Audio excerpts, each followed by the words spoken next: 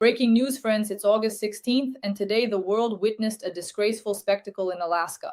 US American Marines rolled out the red carpet for dictator Putin, a man widely called the #1 terrorist and the chief murderer of the 21st century.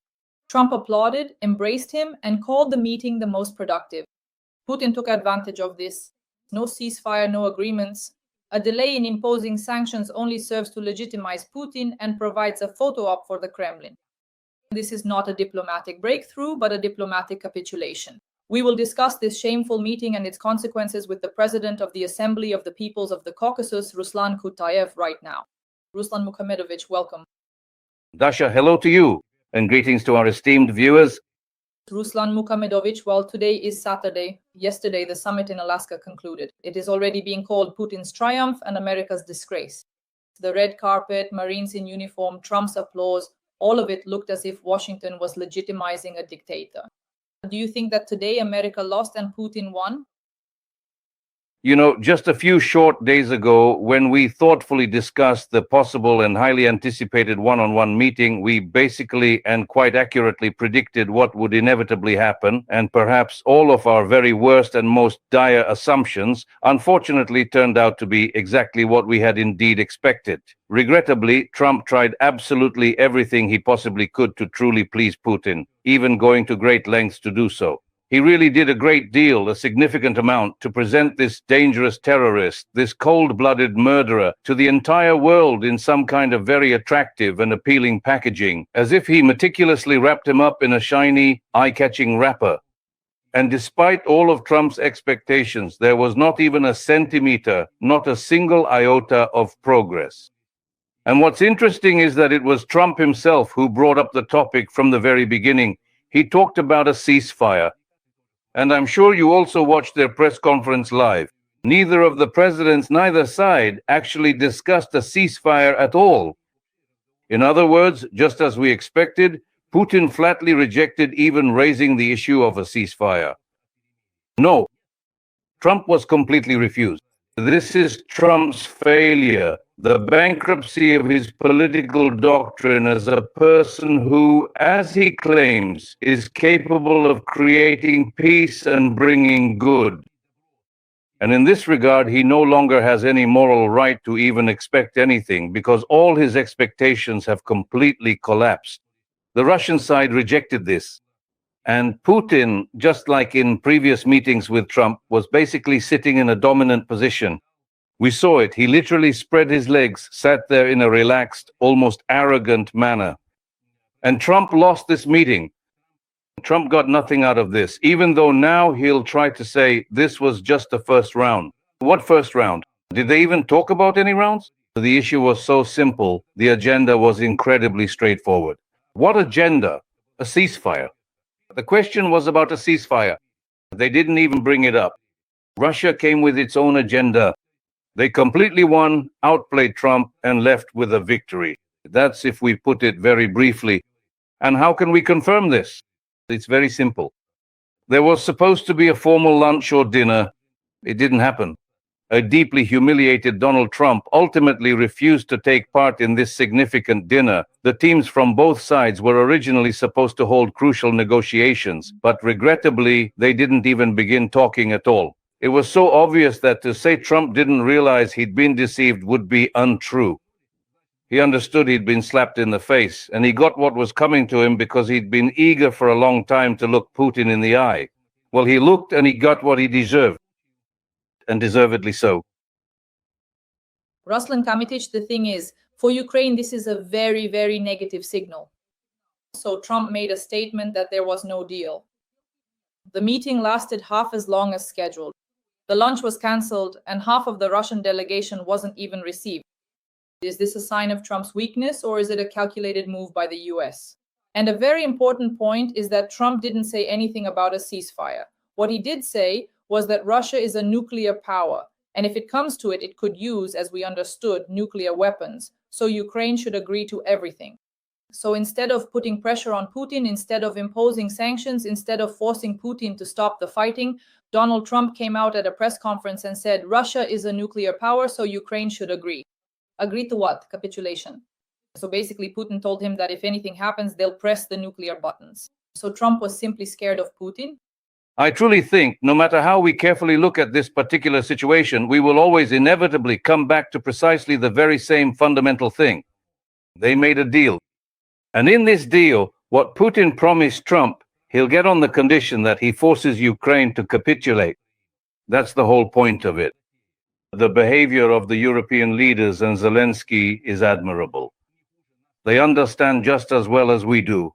They know what's going on, they understand what Trump might do, and that's why, ahead of this meeting, they arranged that phone video call where they told Trump that no one is authorizing him to make decisions. Trump has no right to make decisions for Ukraine.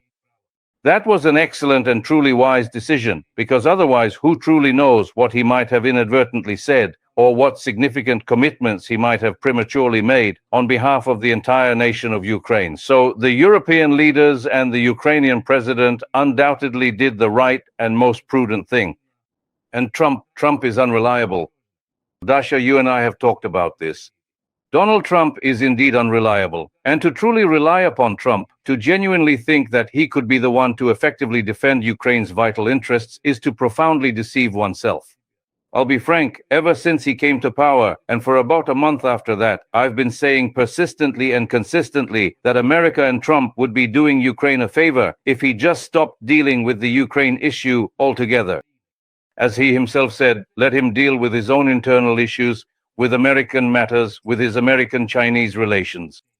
Here, we can't see from any angle even a hint of any initiatives that would show Trump having a pro-Ukrainian position, despite all of America's declarations that it is on the right side, on the side of light. And here the world knows that the side of light is Ukraine, that Russia invaded, that Russia is a terrorist state. Despite all this, he persistently continues to act according to the goals he set, and we know where his interests lie. And that's why, in the end, Europe needs to stop deceiving itself and relying on America. And Europe needs to tell Trump, if you are selling weapons as a businessman, we will buy them. But we no longer authorize you to represent the interests of Europe and Ukraine in negotiations with Russia, just as you insist that America should primarily handle its own affairs in relations with China. Deal with the East, the Middle East, the Far East, however you like. Leave Europe and Ukraine alone. In the end, he will push things to the point where they will be forced to say this. And finally, Germany, Britain, and France must sit down together, actually even four of them, with Ukraine, and decide that they need to tell Trump that they no longer authorize him to conduct any talks with Russia on behalf of Europe or Ukraine. That would be the right decision. And then it will be much easier to both understand the situation and to get out of the predicament that the United States and Trump have forced Ukraine and Europe into. Friends, write in the comments what you think about the results of the meeting between Putin and Trump in Alaska, about the red carpet that American military personnel, yes, the Marines, rolled out for terrorist number one. Here's what the media are saying about it. CNN, a failed meeting, Trump's defeat, Putin's triumph in Alaska. New York Times, Putin and Trump display friendship but end the meeting without agreements on Ukraine. Washington Post, warm words but no agreement on Ukraine. Le Monde, Donald Trump failed to secure a ceasefire in Ukraine from Vladimir Putin. Corriere della Sera, Trump and Putin held 3 hours of talks in Alaska and declared significant progress, but there is still no ceasefire in Ukraine. American F-22 fighter jets escort Putin's plane during the flight from Alaska to Russia and back. This was written and published by the Kremlin. What kind of protection is that?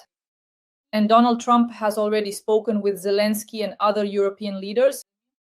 Trump called Zelensky. The US president had a lengthy conversation with the president of Ukraine during his flight to Washington, according to White House Press Secretary Caroline Leavitt. He is now communicating with his NATO counterparts. And here is The Economist journalist Oliver Carroll. There is a preliminary agreement on a ceasefire in the air even before the trilateral meeting between Zelensky, Trump, and Putin.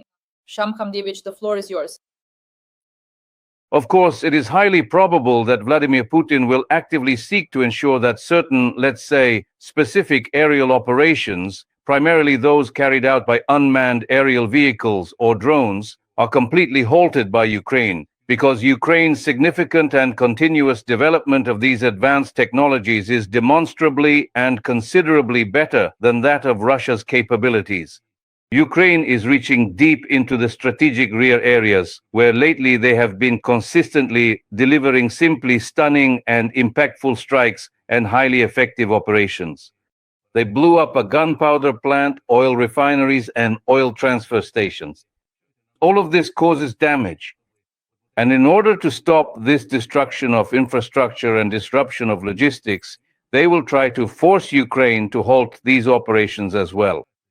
Here again, no matter which way we turn, everything Trump does only makes the situation worse, where Ukraine, one way or another, prevails, where Ukraine, thanks to its technological advancement, is holding Russia back. Here, Trump will try to force Ukraine to do exactly what Russia needs. Once again, I'm saying it's just impossible. It's so obvious. Trump is pro-Russian. Trump is pro-Russian. He doesn't say anything pro-European.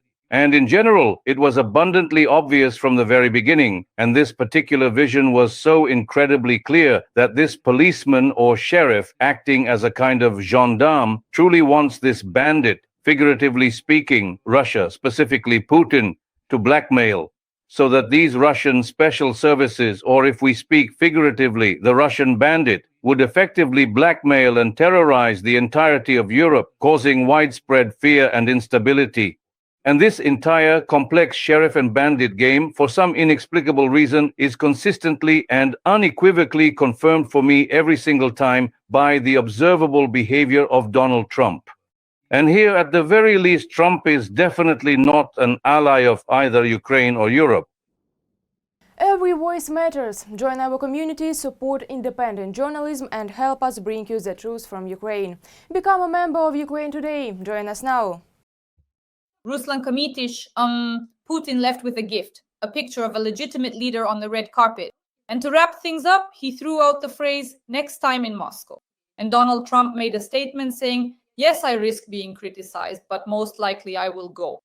So does that mean that America is about to take the next step? Trump will fly to Moscow? I consider that possible. Of course, right now, part of President Trump's administration, the institutions, the experts, and the supporting staff conducting research will, of course, lay it all out for him and show how Trump is losing trust around the world and how he is losing voters, even within the United States itself. But we have to understand, Trump doesn't care about the voters. After all, not long ago, when the Epstein case was being discussed and when people who had interacted with him during the campaign and trusted him, Tucker Carlson, Owens, and other very well-known bloggers and journalists, he openly told them, "I don't care about you at all." And now he is quite openly distancing himself from the people who supported him. He has no intention of running for president again. To him, those voters are like a burden hanging around his neck. And now he is looking for enrichment. Let's be honest about it. He is looking to acquire enormous assets. With his appetite, this could amount to hundreds of billions of dollars. And most importantly, he has found someone who promises him that. Putin, in principle, is a corrupt person. Throughout his entire life, his whole career as president, and even before that, when he was in the mayor's office, he was corrupt and involved in criminal schemes. His entire path, starting from St. Petersburg, is paved with blood, corpses, and murdered people. Well, that says it all. He deceived veterans of the Great Patriotic War in St. Petersburg when he worked under Sobchak, under the program through which he sent petroleum products to Europe, to Finland. He was supposed to support the war veterans, the very people he still talks so much about to this day. And he simply cheated all of them. And this man, a ruthless criminal, a corrupt official, now has close, trusting ties with Trump. And if we say that Trump doesn't understand that he doesn't know, we'd just be talking nonsense. He understands everything. He knows everything. He knows about his crimes. He knows about his corruption. That's why Trump is drawn to him. Because by evading taxes, bypassing established rules of conduct, interaction, and agreements in the world, he can make money with this criminal. A lot of money. That's what draws him to Trump. Trump is essentially predisposed to commit a crime from the perspective of United States law. And he doesn't care at all. And moreover, he says things like, I feel sorry for people over there. It sounds so fake coming from him. There are thousands of people there, like 7,000 killed in a week and so on. No, he has only one singular overriding goal, and he relentlessly pursues just one solitary thing: to ultimately get rich. And he consistently uses Russia and its leader, Vladimir Putin, to effectively achieve his primary objective, his ultimate goal. And in general, he just recently entered this presidential, let's say, presidential race, and he is president not to strengthen or improve the lives of Americans. No, like a trader, like a businessman, he wants to make money. And he doesn't deviate from this path even by a single centimeter. He just blindly follows through step by step. That's why he could come to America, invite Putin, or he could go to Moscow himself. You can expect anything from him. And unfortunately, we don't see any force in Congress, in the House of Representatives, or in the Senate that could rein him in or stop him. There just isn't that kind of balance yet. Fortunately, 2026 is coming, and autumn isn't far off. At that point, I have absolutely no doubt that the Democrats will win by a wide margin. That's when certain measures will begin, which could, at least if the situation continues in this direction, the Democrats will soon win these midterm elections, and then they might be able to influence Trump's behavior in some way. Not yet. For now, this year is unsettling, and we can expect many more surprises from Trump. Ruslan Kamitic, I expected that Republican Senator Lindsey Graham would take a more serious stance and that Congress might vote for sanctions. But then Republican Senator Lindsey Graham came out and made the following statement. Graham stated that he is cautiously optimistic that the war in Ukraine could end long before Christmas. That's a quote. In an interview with Fox News, American Republican Senator Lindsey Graham said that his cautiously optimistic forecast is relevant if there is a trilateral meeting between Trump, Zelensky, and Putin. If the meeting does not take place, I think President Trump may impose serious consequences on Putin and those who buy his oil and gas, Graham said. And here, two pieces of information. The first piece of information is that the Kremlin made a statement saying that during the Trump-Putin meeting, a trilateral meeting between Zelensky, Trump, and Putin was not discussed. In other words, not at all. And then Trump informed Zelensky and European leaders about the results of his talks with Putin. Present there were Ursula von der Leyen, French President Macron, Chancellor Merkel, Finnish President Stubb, Polish President Nawrocki, British Prime Minister Starmer, NATO Secretary General Rutte, US Secretary of State Rubio, and Witkoff, the US Special Representative. Shaham Kamdic, now regarding Lindsey Graham's statement and the Kremlin statement, the floor is yours. Graham is not serious. Graham is someone who flies in to play golf with him. He's basically someone who has consistently submitted to the political will of Trump. He tries to give some genuine hope so that there aren't such blatant attacks on Trump, particularly from within his own party or from those who might otherwise be allies. And these hopes, just in case if Vladimir Putin suddenly acts too aggressively against Donald Trump, and otherwise, look, how much time, 500%, these extensive sanctions, what significant statements were made, and it all goes completely into the void without any real impact or consequence. It's all empty talk. And that's why, beyond talk, this administration, the Republicans, no matter what they call themselves, Reaganites or whatever, they're just Trumpists who are afraid they won't get back into Congress, that Trump will ignore them, that they'll be left out in the cold. They're acting cowardly. Let's be honest about it. And to be frank, there aren't really any great friends of Ukraine in the United States of America. The days of Margaret Thatcher, Reagan, people who had principles, who had a stance, who had a clearly formulated and declared position that could be unmistakably identified as the position of the right side, the position of the light side, are gone. And that's why we're just fooling ourselves if we rely on these Grahams, on all these others and the like. Well, listen, if Tucker Carlson is outraged by Trump's behavior, if the people who brought him to power, the Republican Party, the conservatives, well, these are people who aren't congressmen or Republicans. These were well-known public figures who influenced the sentiments of Americans, of voters. If today they are already openly saying that Trump used them and deceived them, then I think his exposure in America will go even further. But unfortunately, even impeachment can't be initiated out there on the street. And this has to be done, let's say, in Congress and in the Senate. And so, unfortunately, Trump is currently untouchable. The only thing we can do, the only thing we can recommend to Ukraine and Europe is to ignore Trump. And I'm not saying that we should quarrel with him. I'm not saying we should declare a boycott or some kind of war on America. No, you just need to say to him, dear Trump, you're tired. You have big, serious issues with China. Go ahead and deal with that. Sell us weapons. We give you money, you're a businessman, and we'll handle Europe ourselves. European countries, after all, need to say this, and to resolve the Ukrainian-European problem, they will ultimately have to do it and formulate it this way. So the sooner they do this, the better it will be for Europe. I think Merkel is a person, a leader, the Chancellor of Germany, and internally, I watch each of them, of course, closely. Merkel is ready, he understands, he is aware, he is simply preparing how to formulate this rather active shift away from distrust of Trump and toward European unity.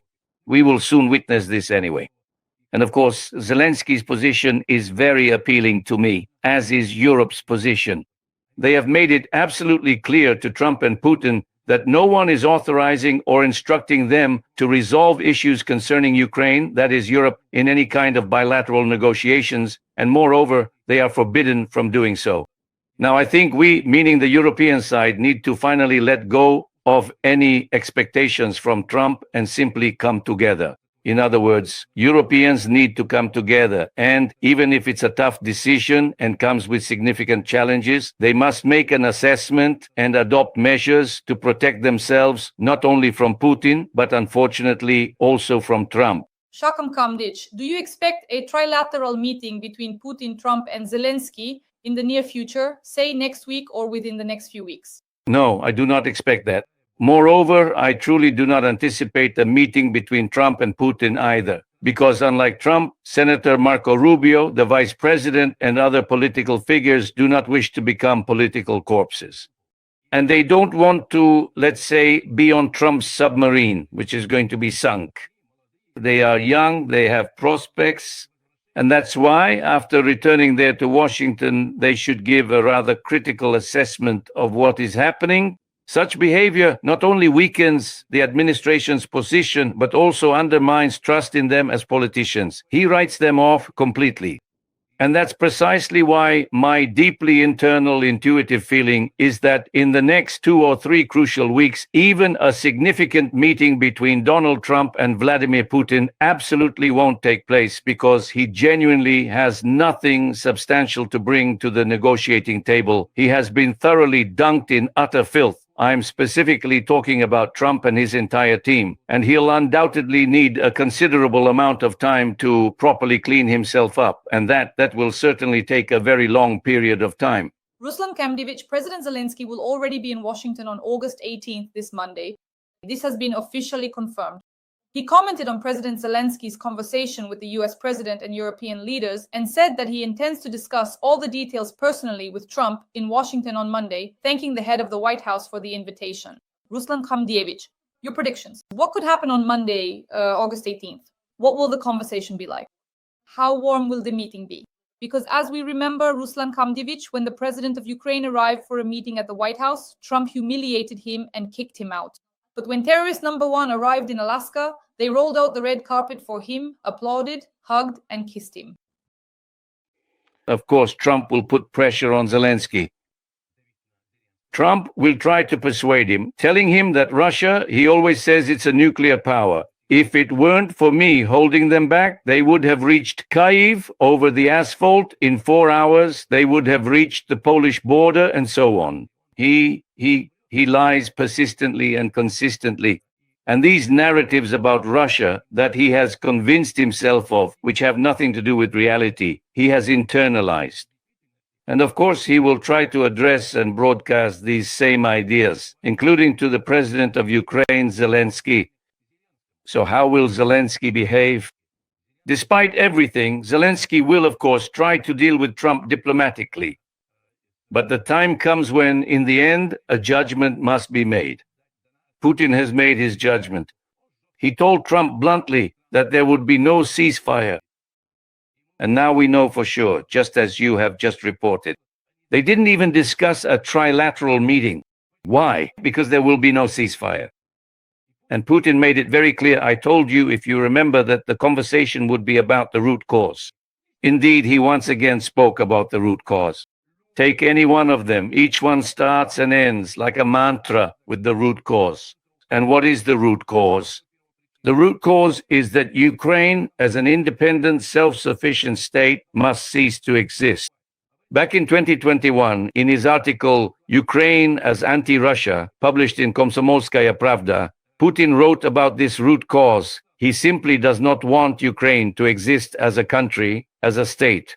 And so it really needs to be said, even to Zelensky, no matter how it might be received, that it should be done tactfully, elegantly, diplomatically. Trump should be asked to stop getting involved in the Ukrainian issue and Ukrainian problems because he simply does not understand what is happening.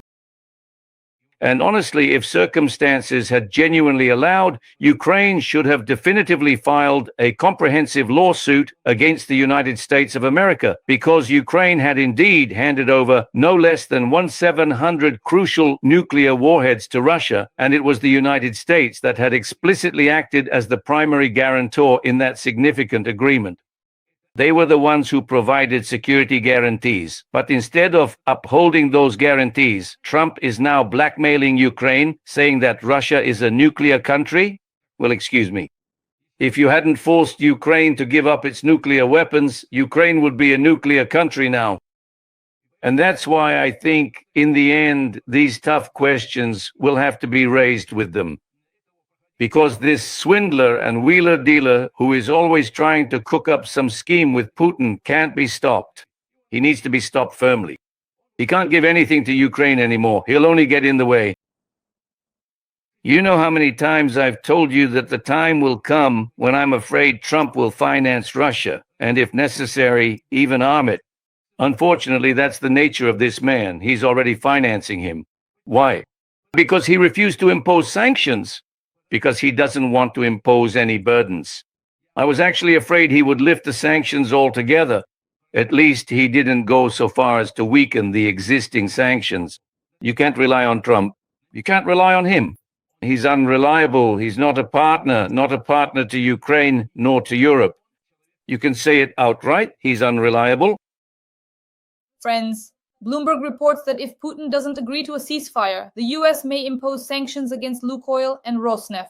In the US, they believe that the threat of imposing sanctions against the two oil giants could push Putin to agree to a truce.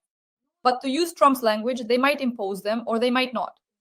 Friends, on Monday, there will be a meeting between Zelensky and Trump at the White House in Washington. On that day, I will definitely meet with the President of the Assembly of the Peoples of the Caucasus, Ruslan Kutayev, and we will discuss all of this. Friends, please like this video. Write a few kind words in support of Ukraine in the comments. Today is Saturday, the 16th, and this morning we met specifically right after the meeting between Trump and Putin in Alaska with Ruslan Kutayev to discuss all the details. And of course, there's also Trump's call to Zelensky and Zelensky's upcoming visit to the White House. President of the Assembly, Ruslan Kutayev, thank you. See you again on Monday. All right, then. I will see you next time.